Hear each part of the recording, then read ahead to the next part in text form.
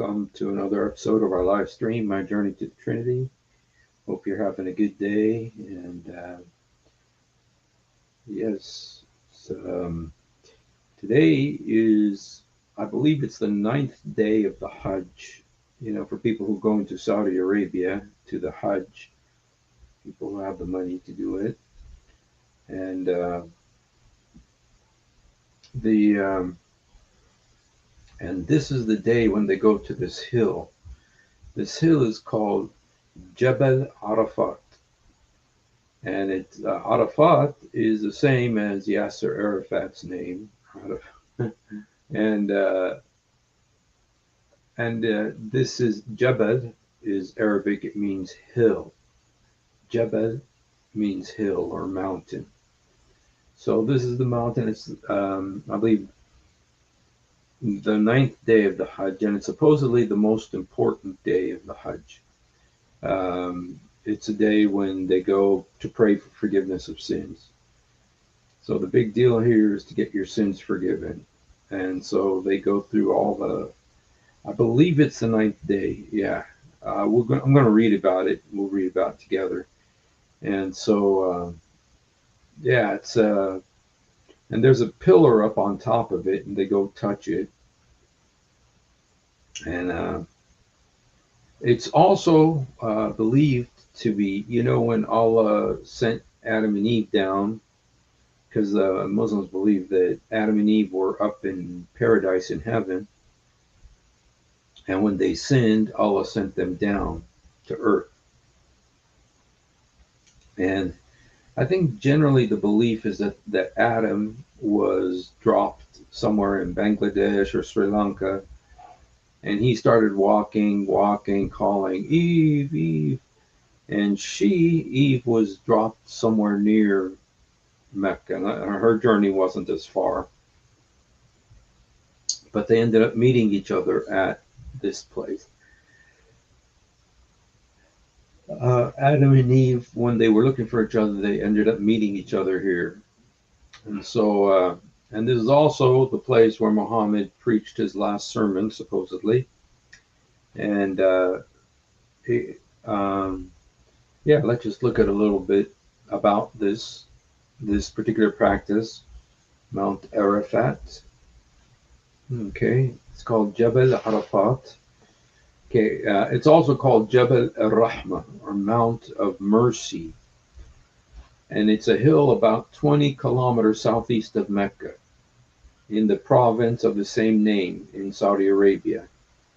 It is approximately 70 meters in height, with its highest point sitting at an elevation of 454 meters. Muhammad, before claiming to become a prophet, he used to stand at Arafat with other Arabs, much to the shock of his Qurayshi tribe, who highlighted that he was part of the Hums and questioned what business he had there. According to Islamic traditions, the hill is the place where Muhammad delivered his farewell sermon to his companions who had accompanied him for the Hajj towards the end of his life. Some Muslims believe that it is the place where Adam and Eve were united on earth after falling from heaven, believing the mountain is the place where they were forgiven and given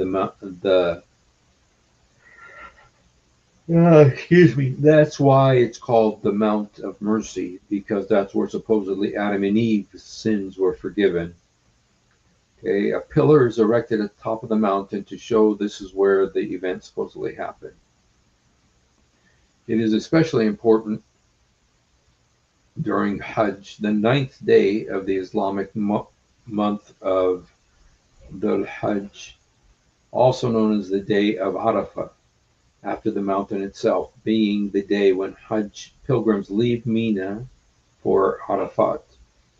And this day is considered to be the most important day of the Hajj. Okay.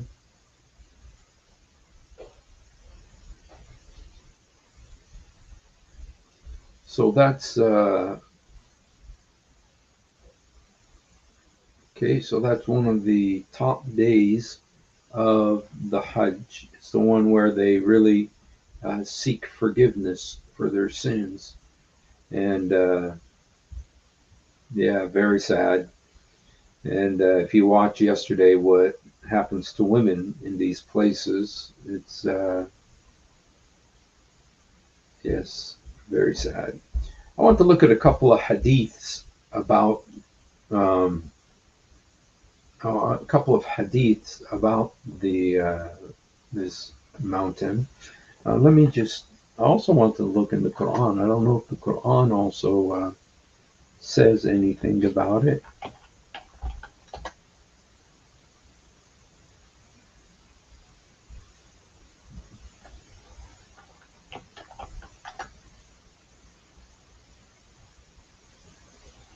Okay, okay. There's the. Let's look first at the Quran. What the Quran says about it.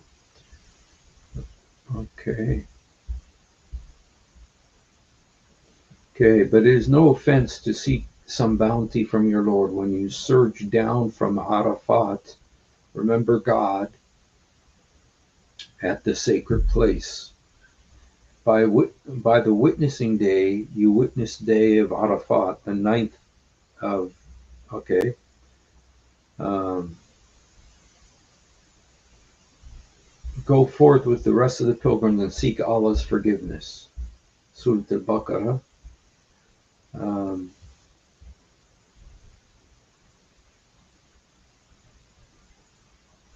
okay, so so it's a really big day focusing on the forgiveness. You know, the on the on one of the days of the Hajj, they throw rocks at the devil, rajim, stoning these three pillars.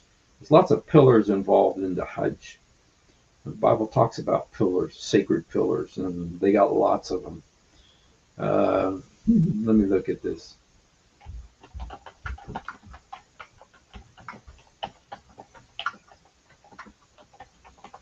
Let's see if there's anything here. Sacred pillars of Hajj include Haram, the state of purity. Oh, wait a second. No. Okay, it's taking the pillars. It's talking about actually like the pillars of Islam, not the physical pillars. Okay, but there are lots of pillars in the whole Mecca rituals. One is to throw rocks at, because it's like you're throwing rocks at the devil. And then there's this one, which reminds you of where Adam and Eve supposedly met. So lots of pillar worship. So, all right, let me see. In the Quran, we can see that there's talk both about the fact that this is a place where forgiveness is granted. And so you can see how come they are seeking forgiveness on this day, because they believe this is where Adam and Eve were forgiven. So let's look at some of the hadiths. There's many hadiths about Arafat. I lost a camel of mine, so I went to look for it in Arafat on the day of Arafat. I saw the Prophet standing there and said, "What is he doing here? He's one of the humps." Okay.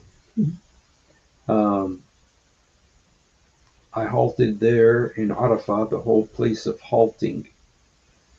Okay, the whole of halt. Okay, it's placed like a station. Okay.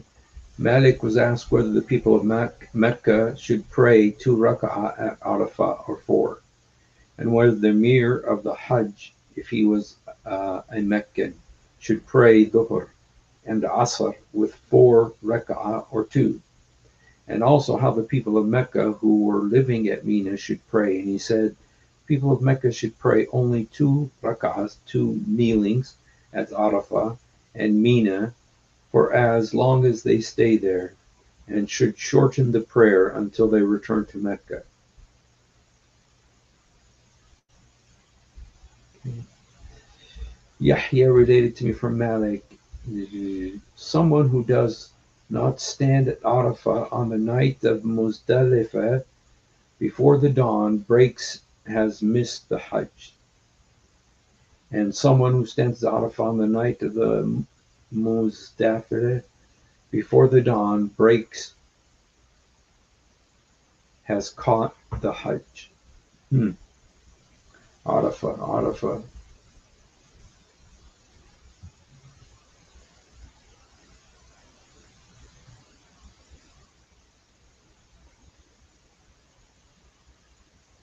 Okay. All right. Is Arafah who gets Arafah.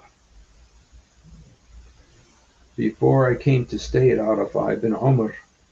Yes. Whereupon Ibn Abbas says, do you not circumambulate the house until you come to stay at Arafat? Thereupon Umar said, Allah's Messenger performed the Hajj and circumambulated the house before coming to stay at Arafat. If you say the truth, it is more rightful to follow the sayings of the Prophet or the words of Ibn Abbas.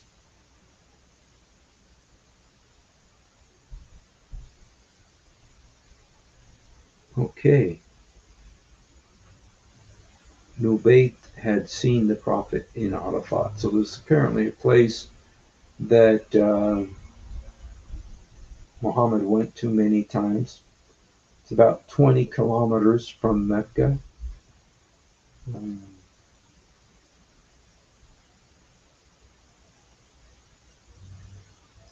these practices within the Hajj, they really can be traced back to the Jewish pilgrimage to Jerusalem. Because the Jews would go to Jerusalem to worship the Lord. There were 7 feasts that they would do, and so there's a belief that even, for instance, Safa and Marwa, there are 2 hills that Muslims are supposed to run back and forth between them. That they really believe that isn't Safa and Marwa. It's supposed to really mean Zion and Moriah, and they run. This is something the Jews used to do, and so that the Hajj is really like a trip to Jerusalem, and all the different aspects of it. They kind of concocted it later, but it really was the steps of pilgrimage in Jerusalem. Okay. Okay.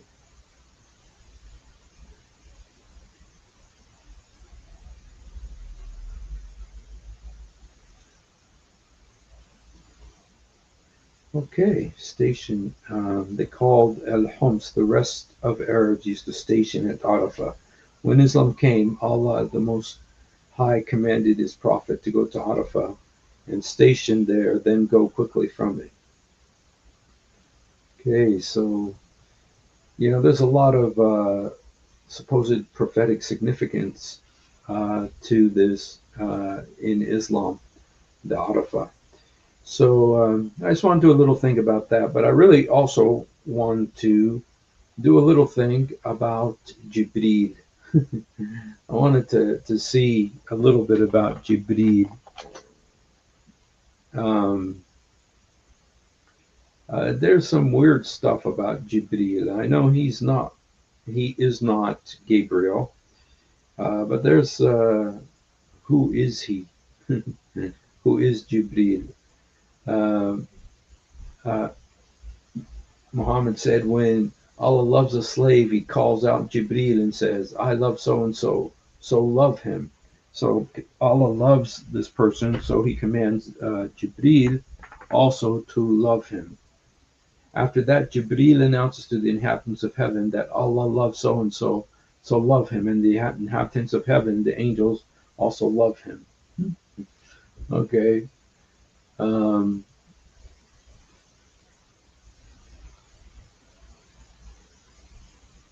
okay. Now this is a kind of a freaky little hadith about Muhammad. Allah's messenger said, "Of the roof of my house made me open while I was in Mecca, was made open while I was at Mecca, the night of Mi'raj. And Jibril descended. He opened up my chest and washed it with the water of Zamzam." How many times did Muhammad have his chest opened?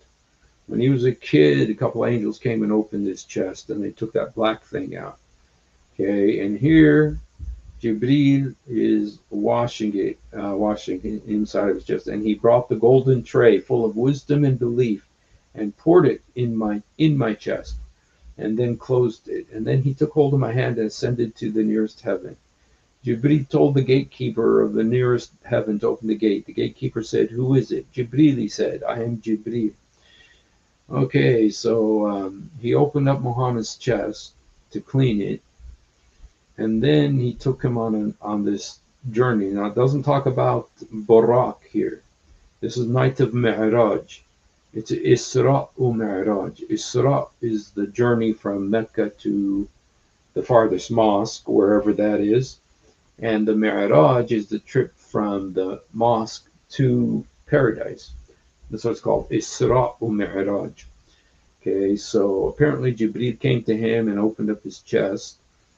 Um, Jibril used to meet him every night during the month of Ramadan and study Quran with him, and said, when Jibril met him, the messenger was more generous in doing good than the blowing wind.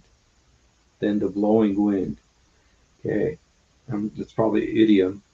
Okay, so apparently Jibril used to come and spend nights with Muhammad studying Quran. Okay, so interesting. Okay, he would spend every night of Ramadan. He would go and um, study Quran with Muhammad.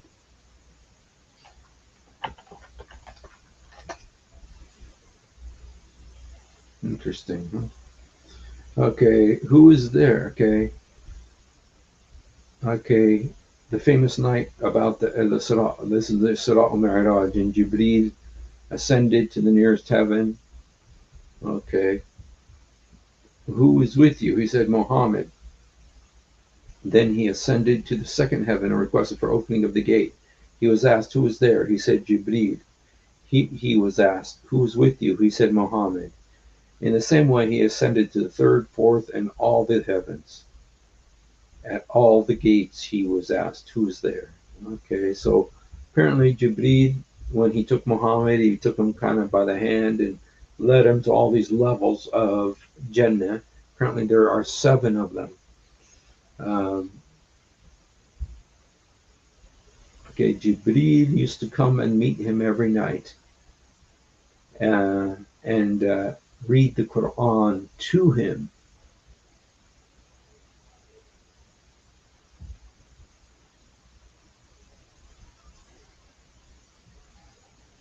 Okay, interesting. Um, okay, now Jibreel did have some problems. He does have some issues. For instance, he cannot go into a house. And here's where it says Jibreel, as promised messenger of Allah, that he would come to him, to Muhammad, at a certain hour. But once he was late, the Prophet went out and saw Jibreel standing at the door. He said, "What kept you from entering?" He said, "There's a doggy, a puppy, in the house, and I could not enter a house in which there's a dog or an image." Okay. Okay. A group of people who were scratching their chests and faces with their copper nails. I asked, "Who are these people, O Jibreel?" He said, "These are the people who ate flesh of others by backbiting and trampled people's honor." During Mi'raj, I saw a group of people who were scratching. Okay. Okay, replied. Whew, a long one. Um, Jibreel promised to visit the messenger, but delayed. Okay, this is also about the dogs. Okay. How do you estimate among you those who participated in the Battle of Badr? He replied, they were the best of Muslims. Or he may have said something similar to that. Jibreel said, the same is the case with the angels who are at Badr. Okay. Now Muhammad apparently heard about Michael too. There's a tradition in which he mentioned the words Jibril wa Mikael, and he pronounced it Jibraila wa Mikaela. Abu Dawood said, Khalaf said, I did not put my pen aside from writing letters for 40 years. Nothing tired me or made me incapable of writing. Even Jibril and Mikael did not tire me.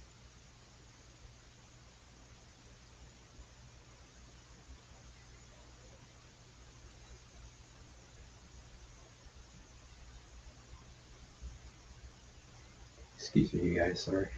All right, you guys. Well, I just wanted to hear Muhammad is saying, "Oh, messenger of Allah." The messenger of Allah said, "Oh, Aisha, this is Jibril. He's sending you greetings." أخبرنا عمرو. أخبرني. Okay, so apparently he's to send messages to Aisha. Okay, I don't know if Aisha ever saw him. Now remember, Khadija did see him. Remember when Khadija did that thing where Muhammad thought Jibril was a devil.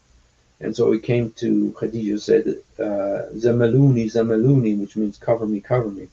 She covered him. But then she said to him, come sit on my lap. And he sat on her lap. And then she says, can you see the thing?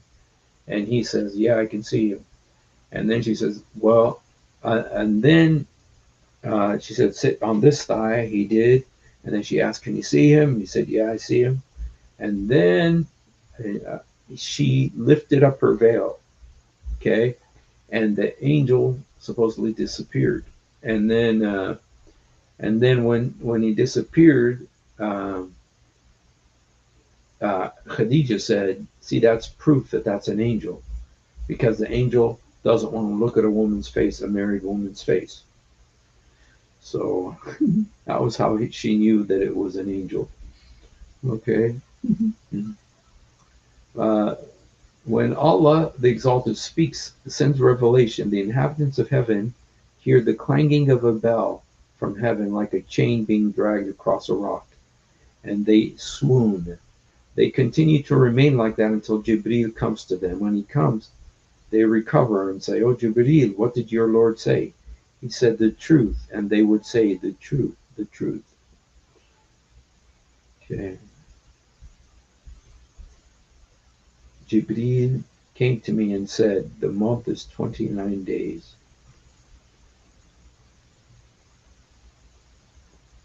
Okay. All right, you guys. I'm so tired. I'm kind of losing it here a little bit.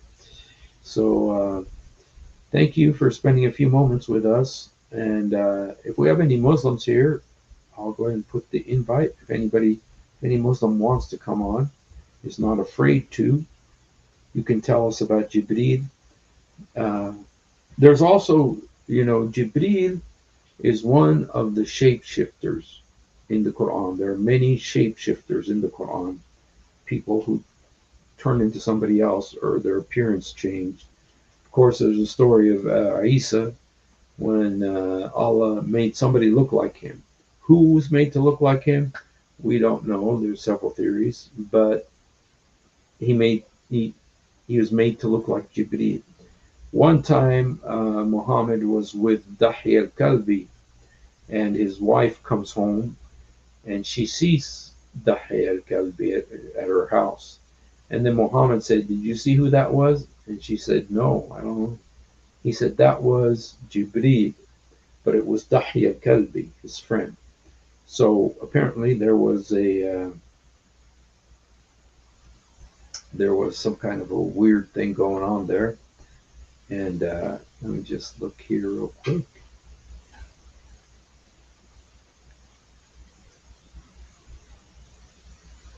Okay, doesn't look like anybody's coming on.